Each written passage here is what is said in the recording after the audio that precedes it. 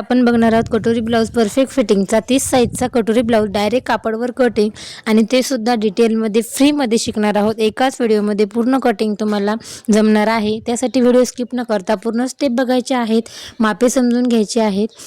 तयार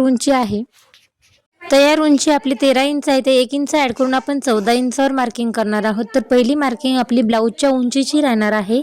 double fold कापड मी ठेवला आहे। सुटे पदर समोरून आहेत, बंद बाजू आपल्याकडून आहे, तर गळ्याचं मार्किंग बंद बाजूकडून करावं लागतं।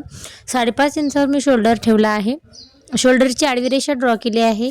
मोंढा आहे 5.5 इंच, मोंढा 5.5 इंच ठेवला आहे आणि चेस्ट 7.5 इंच, 7.5 इंचावर मार्किंग करून समोर 1.5 इंच फिटिंगसाठी ठेवला आहे। कमरेच्या साईडने मार्किंग कमरेचा चौथा भाग, 6.5 इंचावर मार्किंग करून 1 इंच टक्स पॉईंट आणि 1.5 इंच फिटिंग। उभी रेषा सरळ ड्रॉ करून घेतली आहे। आर्महोलच्या साईडने 1 इंचावर मार्किंग केली आहे।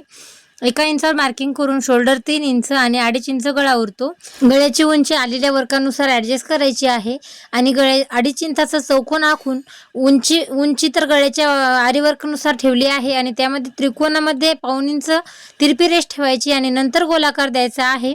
6 इंचाच्या पेक्षा जास्त जर गळ्याची उंची असेल तर शोल्डर हा गळ्याच्या साईडने डाऊन करायचा असतो। शोल्डरच्या सेंटर पॉईंट मध्ये टेप लावून गळ्याच्या खाली 1 इंच जागा ठेवून आपल्याला टक्स मार्किंग करायची आहे। 3.5 इंचाची उंची आणि 1 इंचाचा टक्स पॉईंट दिलाय। फिटिंगच्या साईडने 1.5 इंच क्रॉसमध्ये कटिंग करून घेणार आहोत। बॅक पार्टची कटिंग आपली तयार झालेली आहे। हाच बॅक पार्ट वापरून आपण समोरच्या पार्टची कटिंग करणार आहोत।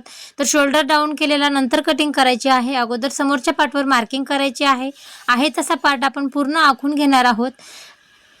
शोल्डर डाऊन करून जो मार्किंग केला आहे गोल गळ्याचा तो कटिंग करून घेतलाय। बॅक पार्ट आपला पूर्ण तयार झालेला आहे।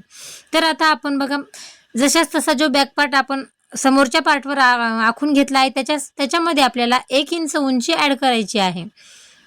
त्या बॅक पार्ट पेक्षा 1 इंच उंची आणि बंद बाजूच्या साईडने हुकपट्टीसाठी आणि लूकपट्टीसाठी 1.5 इंच ठेवायचं आहे आणि समोरच्या गळ्याची उंची 6 इंच आहे। 6 इंच उंची आखून आर्महोलचा चौकोन पुन्हा तयार करत आहे। तर बघा आता आपण फिटिंगसाठी 1.5 इंच जेवढी फिटिंग ठेवली होती तेवढी उभी रेषा ड्रॉ करून घेऊ आणि हाफ इंचावर आर्महोलमध्ये समोरच्या पार्टची कटिंग करत आहोत म्हणून हाफ इंचावर आपण आर्महोलमध्ये एक गोलाकाराचं मार्किंग करणार आहोत। 1.5 इंच अलीकडल्या साईडने थोडं क्रॉसमध्ये गोलाकार दिलेला आहे। दाखवल्याप्रमाणे गळ्याचा गोलाकार दिलेला आहे। 2.5 इंचावर आता आपण बेल्ट पट्टी तयार करणार आहोत। एक स्टेप लक्ष देऊन बघा। पूर्ण व्हिडिओ जर काळजीपूर्वक बघितला तर व्हिडिओ तुमचा युजफुल राहणार आहे। 30 साईजचा कटोरी ब्लाऊज आहे आणि 30 साईजला कटोरी किती इंचाची घ्यायची तर परफेक्ट फॉर्म्युला बघा 30/6 बरोबर 5 येतात आणि 5 इंचाची आपण इथे कटोरी मार्किंगला करणार आहोत।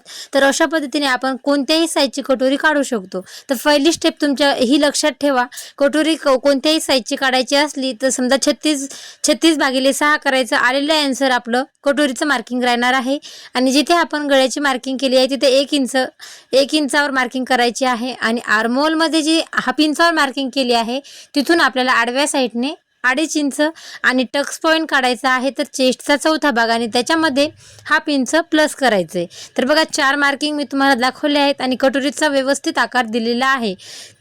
थोडं क्रॉसमध्ये हुकपट्टीच्या साईडने बेल्टसाठी आपण क्रॉसमध्ये आकार देणार आहोत आणि फिटिंगच्या साईडने जो क्रॉसमध्ये आकार दिला तो कटिंग करणार आहोत। हुकच्या साईडने आलेला आपण बेल्टमध्ये घेणार आहोत, तिकडला कटिंग करणार आहोत। एक स्टेप लक्ष देऊन बघा, म्हणजेच तुम्हाला ब्लाऊज लवकर समजेल आणि परफेक्ट तुम्ही ब्लाऊज शिवू शकता। साईडचा पार्ट आपण कटिंग करून घेणार आहोत आणि शोल्डर हाफ इंच आपण क्रॉसमध्ये टाकणार आहोत। गळ्याची उंची जास्त आहे म्हणून 5.5 इंच जर उंची असली तर क्रॉसमध्ये टाकायची गरज नाही। 6 इंच गळ्याची उंची आहे। आता आपण कटोरी वाढवून घेणार आहोत। तर परफेक्ट कटोरी कशी वाढवायची एक स्टेप लक्ष देऊन बघा। बाहेर कुठे शिकायला गेलो तर एक स्टेप आपल्याला काळजीपूर्वक बघावी लागते, त्याच पद्धतीने व्हिडिओ बघायचा आहे। असं समजायचं आहे की आपण क्लासलाच आलेलो आहोत।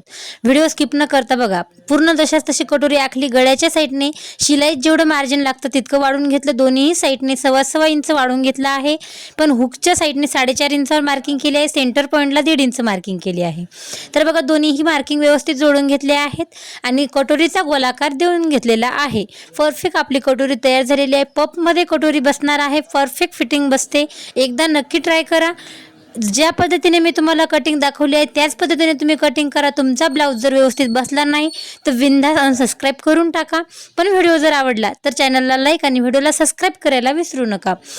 आणि कमेंटसुद्धा सांगा बरं का. परफेक्ट कटोरी आपली तयार झालेली आहे. परफेक्ट फिटिंगसह तुमचे पॅटर्न तयार आहेत. 1/2 इंच हुकच्या साईडने शिलाई मार्जिन ठेवून 7.5 इंचावर मार्किंग केली आहे आणि उभी रेषा फिटिंगची ड्रॉ केली आहे. खूप सुंदर फिटिंग बसते. एकदा नक्की ट्राय करा. आणि बाही कटिंग बघणार आहोत. बाही कटिंगच्या तुमची बाही शिवता वेळेस जर तुमची कमी पडत असेल तर बघा 7 इंच आपला चेस्ट आहे, तर उंची आपली 7 इंच ठेवा आणि उंचीच्या खालच्या टोकाला 3 इंच ठेवा, वरच्या टोकाला 2 इंच ठेवा. बाहीचा आकार देऊन घ्या. कटिंग फुल डिटेलमध्ये बाही कटिंगचा व्हिडिओ अपलोड आहे. चॅनलला व्हिजिट करून नक्की बघा. सोप्या पद्धतीने बाही कटिंग कशी करायची एक एक स्टेप मी समजून सांगितलेली आहे. चॅनलला व्हिजिट करून बाही कटिंगचा व्हिडिओ डिटेलमध्ये नक्की बघा. अगदी 1 मिनिटाचाच व्हिडिओ आहे आणि पूर्ण डिटेल सांगितलेले आहेत. तर कटिंग केलेले पॅटर्न आपण ब्लाऊज पीसवर टाकून कसे कटिंग करायचे. कटिंग केलेला बॅक पार्ट आरीवर्कवर ठेवून साईडने 1/2 इंच कापड ठेवून पूर्ण बाजूनं कटिंग करून घ्यायचं आहे. बाहीवरही तसंच ठेवून आपल्याला अस्तरच्या साईडने 1/2 इंच कापड ठेवून पूर्ण कटिंग करून घ्यायचं आहे. पूर्ण पॅटर्न आपल्याला याच पद्धतीने कटिंग करायचे आहेत.